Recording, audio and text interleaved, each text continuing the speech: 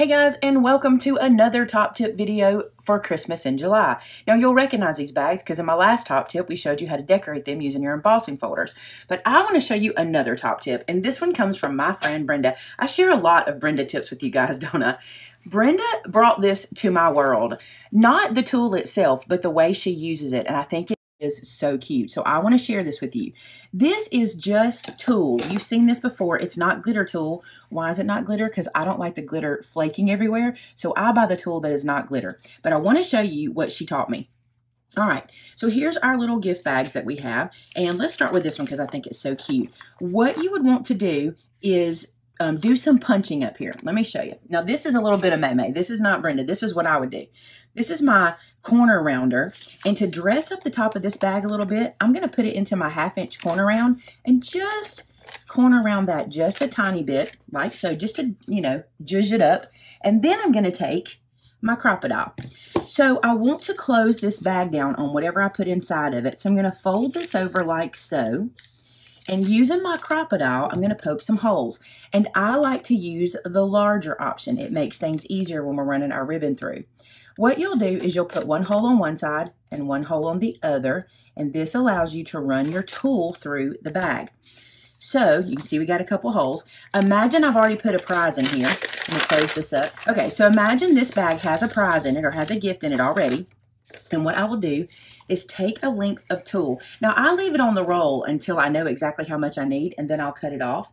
And use whatever you've got. You can use a dental threader if you've got it, but I find using my embossing tool, if I just poke it through the hole with the end of the tool on it, it helps me pull that through. See how that does? So that feels like a good length. And now I'm just going to cut the same length. Let me move my bag where you can see what I'm doing. Just going to come down here and cut kind of the same length. We can clean this up, no big deal. So I'm going to cut that away. I know I just blocked you guys, sorry.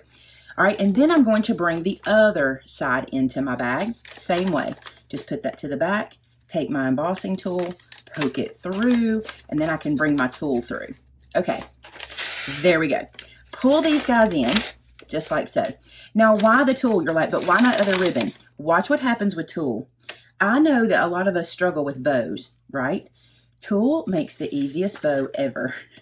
So you just tie this like this, okay? And then you just tie a shoestring bow. This is all you're going to do. Now, if I had tags, that'll all come later. I'll show you how I would add tags and things to this as well. But for today, I just want to show you how to make the easiest bow. Now, it doesn't like much, does it? Trust me. Bring this down a little bit. Make your little tulle bow a little tighter, okay? So fidget. Remember, all bows have to be fidgeted with. No bows look good when you first tie them. And pull it snug. Make that little pop in the middle, and now trim it. Now, another thing you can do, which is super cute, is you can double your tulle. So you can do 2 different colors at the same time. Now, that's using a big looped bow. Let's pull the loops in even tighter. Let me show you what that looks like. So there they are, tighter or smaller.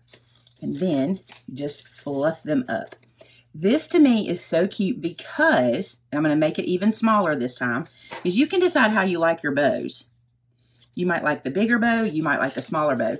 But see how much body that adds to the bag? You would think it wouldn't do anything for the bag, but to me, it just adds so much body and life to your bow by using the tulle instead of just ribbon. Especially if you're not very good at tying bows, this is perfect. The other thing I love about it, when you're packing the gifts in the car to take to someone's house, if this gets flattened, it literally does not ruin your bow. You can pick it back up, fluff it, and it's ready to go again. Let's look at another one. Let's do the little, let's do this little green, this little bag with the green tulle. So same thing, I'm going to pretend I put a present inside of it. I'm going to poke a hole here and poke a hole here. And why don't we do 2 different colors? Let's do red and green in this little bag. So the present would already be inside, and this is not a gusseted bag, so it would puff it up for us. So let's cut a length of red, and you don't need very much. So that's about 12 inches, about that, maybe a tiny bit more. And I'm going to cut a length of green with it. So here I'm using 2 different colors. So you can see I've got the red and the green, and I'm just laying them beside each other. And I'm going to do the same thing I did a while ago, but this time I'm going to feed both of the colors through. So here is my red and green push through. It is a little harder this time because we're doing 2 at one time. So you'll see here it's going to be a little thicker through the holes. So that goes through a little bit slower. And when you have something in your bag, it'll be a lot easier to do this because you'll have something to weight it down a little bit. Let me trim this even. Okay. Now I'm going to do the same thing here and feed both of these through. I don't think I've got any green in there. There we go.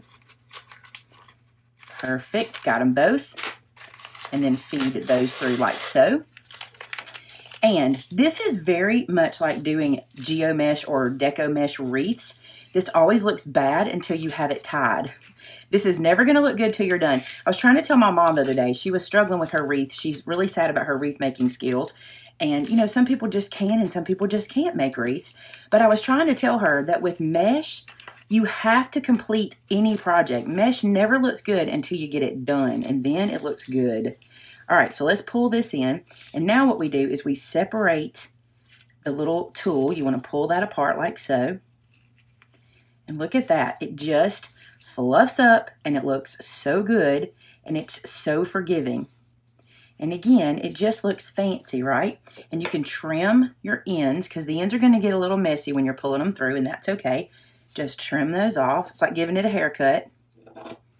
Perfect. Look at that. It just dresses up this bag so easy. Imagine you add a tag, all that good stuff, some more little cutesies, which we'll get to throughout our time. But check it out. Tulle bows, it's the way to go. You stack these in and they don't die. Look, it's still just as fluffy as it was, even if we stack things, or if it gets put somewhere where you didn't mean for it to, it doesn't ruin your bow. So consider tulle for bows. I think it's perfect, and it comes in all kinds of colors. I didn't even use the black today, but we could. And I'll keep showing you in future videos how to add other things to this and make it look super cute as well. So thanks so much for watching our Christmas in July top tips for gift wrapping. This one's a fun one. I hope you guys try this one. And don't forget to subscribe. Subscribe to our channel because when we reach 100,000 subscribers, we're having a big giveaway. We're giving away electronic cutting machine of the winner's choice, either a maker, a silhouette, or a brother scan and cut. So be sure to click that subscribe button. Thanks so much for watching. Talk to you again real soon. Bye-bye.